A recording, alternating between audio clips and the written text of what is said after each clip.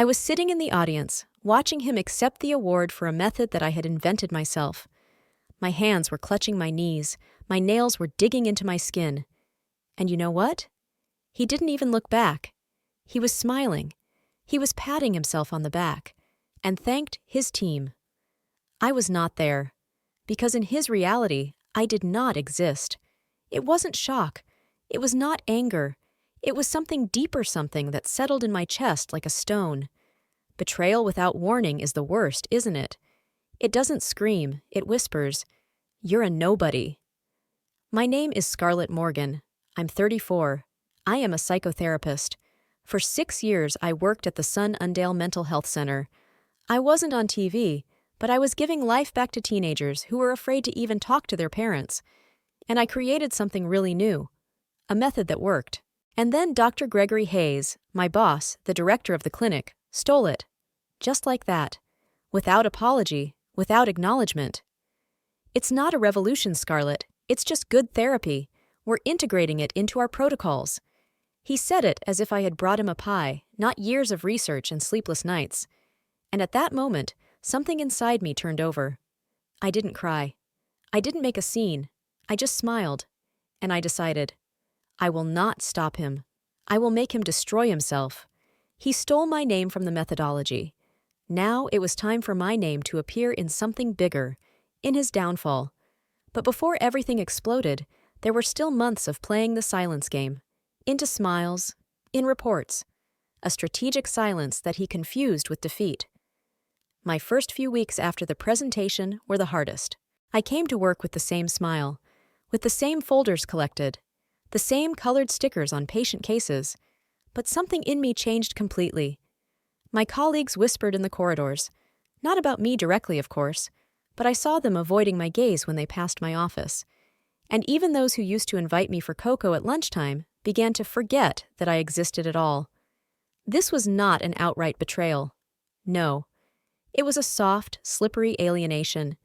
It was as if I had become an unwanted reminder of how easy it is to lose your name, and your right to be recognized. He controlled the narrative. I was just a therapist who helped with the formation of the protocol. I was silent a lot, but I did not remain passive. Every evening after work, when the clinic was already immersed in the soft artificial light of security and the coffee machines were turned off, I sat in the office with my laptop. I started a new cycle of documentation, not for the clinic, for myself.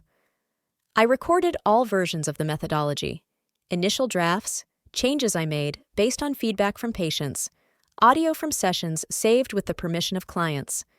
I collected correspondence with my mentor, with whom I shared ideas long before the methodology took any form. I wrote, sorted, and numbered them, and most importantly, I was learning. Scientific publishing was a world in which I knew nothing, but I knew that I needed more than just the truth. I needed proof that could not be erased by any diploma, title, or internal protocol.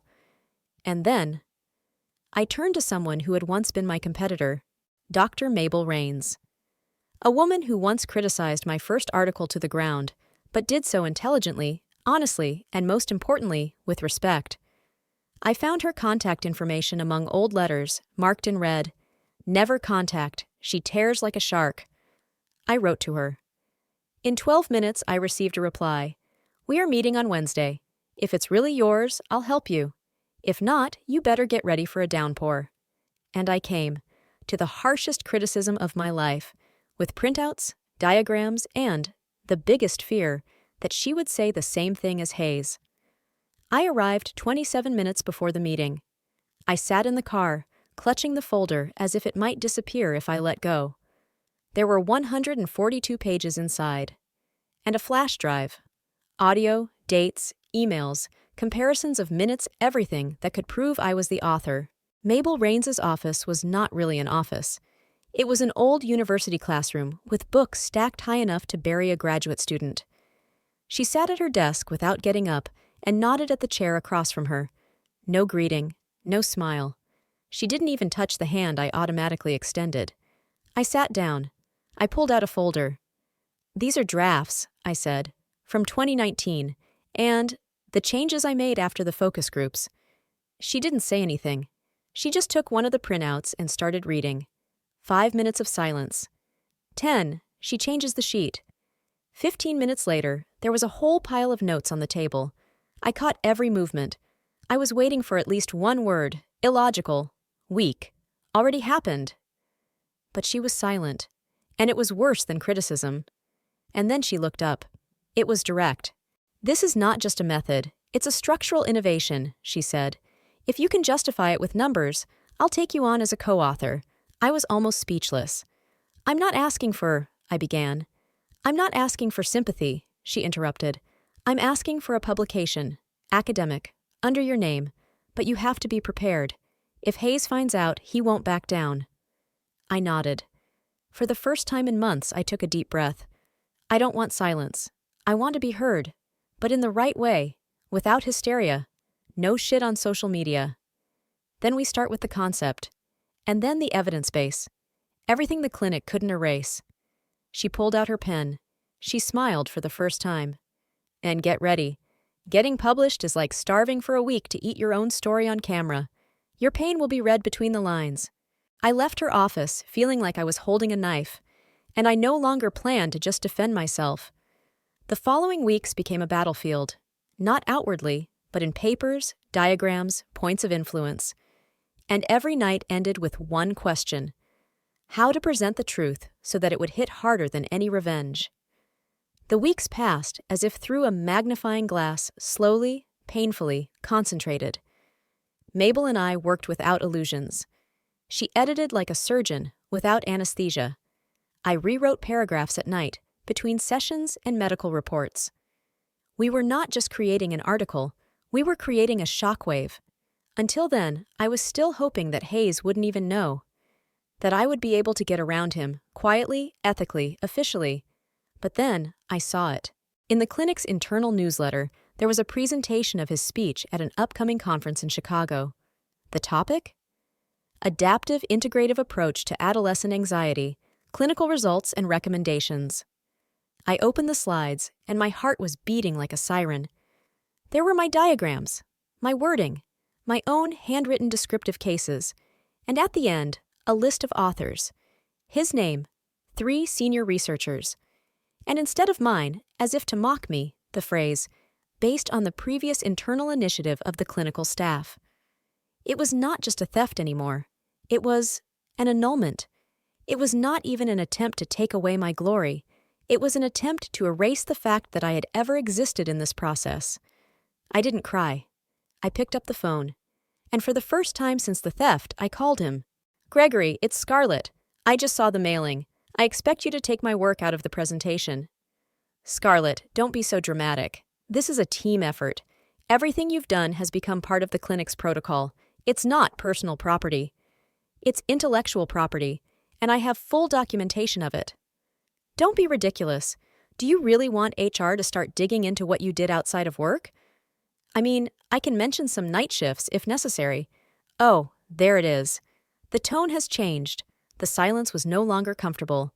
I hung up the phone, not because I was scared, but because I was finally sure that he was afraid. Because if he wasn't, he wouldn't have threatened me. It was no longer a question of justice. It became a question of who would be the first to speak the truth, and who would fall from it. So we accelerated our preparations. I had less than 3 weeks to get it done before he spoke, and to take the stage before he could even open his mouth. Mabel looked up at me over her glasses as I tossed a printout of his slides on her desk. "Okay," she said. "The game has changed. We're not publishing anymore. Now we disrupt the presentation. We didn't have access to the conference program. It hadn't been released yet. But Mabel knew the organizers, and if there was one thing she knew how to do well, it was to throw intellectual grenades into the stale academic circles. "We need to get at least a preprint published," she explained, "and make it visible. If his name is associated with plagiarism before the conference date, he won't be able to open his mouth." "So, you're suggesting an information explosion?" "I propose to show the truth before he has time to distort it." We divided the responsibilities. I was finishing the text. I cleaned up the wording, chose words that sounded accurate, beautiful, and without an ounce of emotion. Because emotions are something that someone has already tried to manipulate me with, A scientific article is a dry shell. Its power is not in emotion, it's in the accuracy of the hit. Mabel handled the submission, the creation of the DOI, and the uploading to open databases. She even brought in a graduate student to help structure the tables with the results for the last 3 years. On the 9th day, we received confirmation of the publication of the preprint. On the 11th, we received the first interview request from a small but very principled psychotherapy journal. And on the 13th, he wrote to me. The letter came from his personal mail. The subject was smart advice. Scarlett, you shouldn't go on with this. Your patients may not like it if the whole story gets out. They don't know how you recorded this data, and whether you had permission, but HR will find out. Believe me, it's not too late to negotiate. It took me 5 minutes to realize that he was panicking. Otherwise, he would not have mentioned patients. He wouldn't have touched on topics that he forbade us to even discuss inside the clinic. I didn't reply. I just forwarded the letter to Mabel. She didn't write anything in response. Only an hour later, she sent me a screenshot. The letter had been forwarded to the university's legal department. A threat to the career of a scientific co-author of a publication is a reason for an official response. We had just launched what he feared the most, an open request for investigation. I didn't know if he would take the stage, but if he does, he will have to stand under the spotlight with empty hands, and a name that no longer warms but burns. And while we were waiting for the conference's reaction, I was preparing for the most difficult thing, a meeting with someone I was as afraid of as Greg, a man who could still stop me with a single word. Of all the people I was afraid of in this story, he was not the main one. I was afraid of another figure, a person who knew me not from business mail or a therapy protocol, a man who had seen me at a point where I had almost given up. Dr. Jacob Curtis is a former mentor, a former friend, and, to some extent, my shadow. It was to him that I first showed a rough version of my method 3 years ago. It was with him that I argued at night about the wording. It was he who said the phrase I still remember. This is something powerful, Scar, but you have to be ready to defend it if you were undressed in front of the whole world. And it was after I kept silent about the theft that he stopped answering my letters. He didn't blame me. He didn't ask questions. He just disappeared. I dialed his number. The phone rang 4 times, and then, Scar? There was silence for a few seconds. I know you saw the preprint, I said. I know you have questions. But I don't. I have a position, and one observation. I froze. You should have gone to publication earlier, but better late than never. I'm ready to sign a cover letter as a witness to your authorship, and provide old correspondence. If you're ready, I'm game. Aren't you afraid of Hayes? I'm only afraid of one thing, not telling the truth. Why didn't you say anything then? Because it was your story, and I was waiting for you to want it back. I hung up the phone, not right away. I sat with it in my hand for a long time, as if it were proof that I was no longer alone. From that moment on, everything started moving faster. Jacob sent an official letter to the conference organizing committee, confirming my primary authorship. His support was not just a colleague's opinion. He had authority. His name was like a stamp of quality among psychotherapists, and it suddenly became my ally. And on the 16th day, I received a letter from the committee. Due to the identified conflict of interest and ethical concerns, Dr. Hayes's presentation has been temporarily removed from the conference program until the review is complete. I read this sentence 10 times. It was formal, emotionless, but it said the loudest thing possible. I'm going to do the talking now. I created a method to help others speak when everything inside is screaming, and my time has come, not to scream, but to speak clearly, calmly, publicly. The next step was the most unpredictable. Instead of a conference, he organized another show, and this time, it took place on my territory. I had no illusions that he would just give up, but I didn't expect him to change his tactics so quickly. On Monday morning, my phone started ringing every 20 minutes. First, it was a colleague from the department. Did you see? Gregory called an emergency meeting, without warning. Then it was a head nurse with whom I worked in the same anxiety disorders group. He said that there were dangerous leaks in the clinic and that someone was acting not in the best interest of the patients. And then came the order, an official inspection of all the documentation of therapy sessions over the past 2 years. under the pretext of quality and safety assessment. It was not even a cover. It was a classic, to drive me out from within through fear and doubt. I was not fired, but I was given a paid vacation for an indefinite period. One of my colleagues whispered to me near the coffee machine without looking me in the eye. He said it was so that you don't make the patients nervous with your tone of voice. I returned home in silence, not broken, but empty, as if the battle was won, but the field was still smoking. And suddenly it seems, maybe it was all in vain. Maybe he will win anyway. I opened my laptop. The preprint had already had more than 2,300 downloads.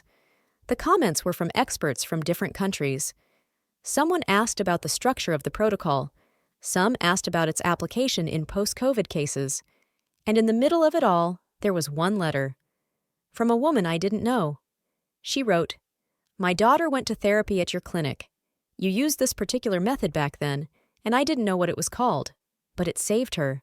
Now I know the name of the person who created it. And it is you. Thank you." I read it 3 times, and at that moment I remembered. I am not at war with him. I'm just getting my name back. He could have thrown me out of the office, but I had already been where there are no keys, in the minds of people who really cared. And when I opened the mail the next morning, there was an official invitation. For the first time, not as a spectator, not as an assistant, but as a keynote speaker. And I knew. Now it was either all or nothing. The conference room in San Diego was like an operating room. White light, sterile acoustics, and a carpet that was too soft to muffle even steady footsteps. I arrived an hour before the presentation. I changed into a gray suit that I used to wear only for interviews.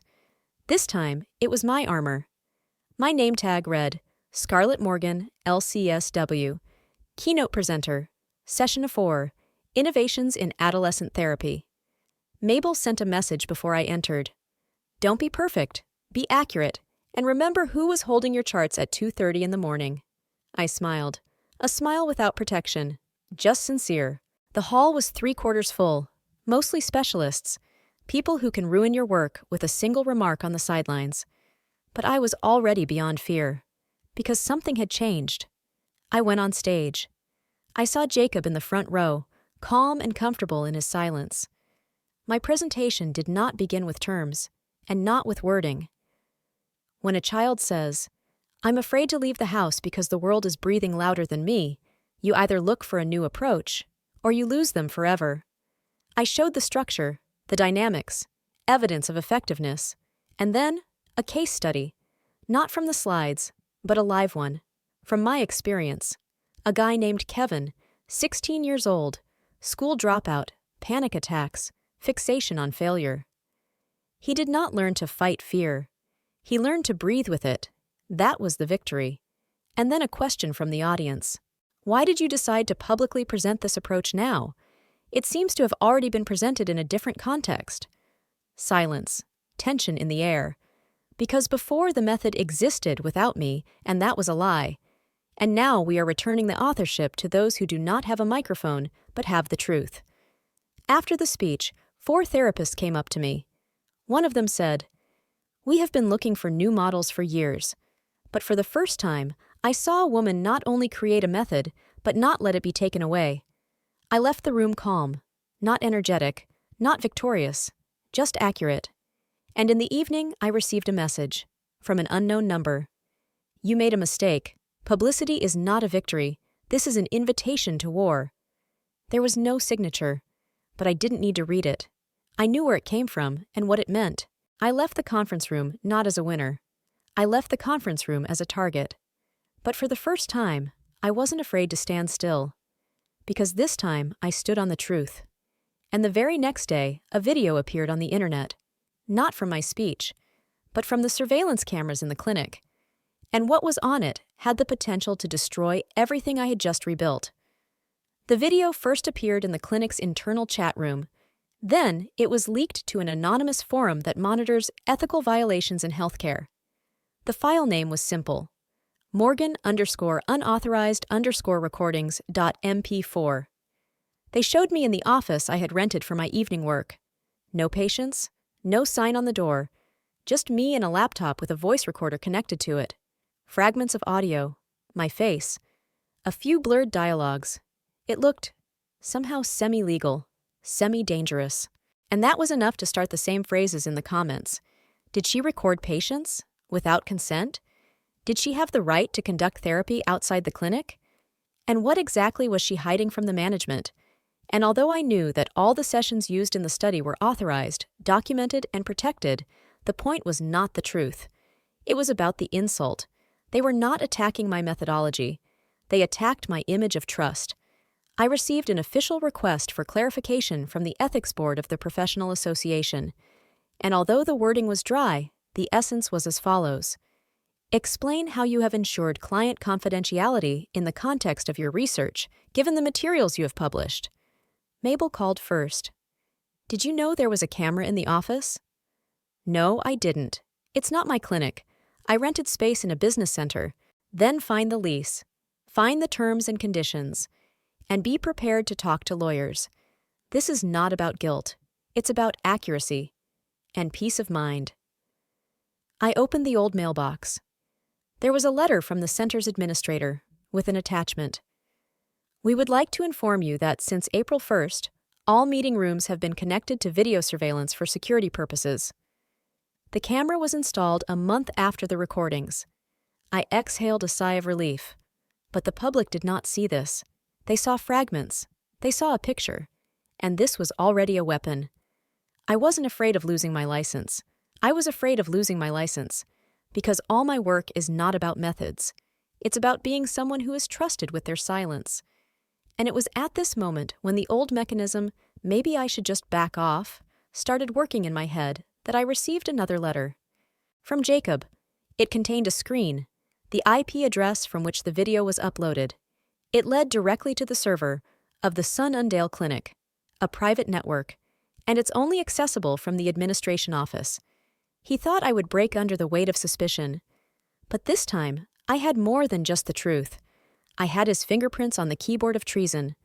I opened the laptop, and for the first time, not for a preprint, but to write an official appeal to the Ethics Council, to the press, and to every person who has ever been afraid to say, "This is mine." It's time to say it out loud.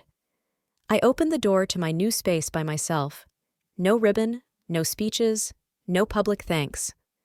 I rented a room in the center, in an old brick house with wooden windows. It was shabby but warm.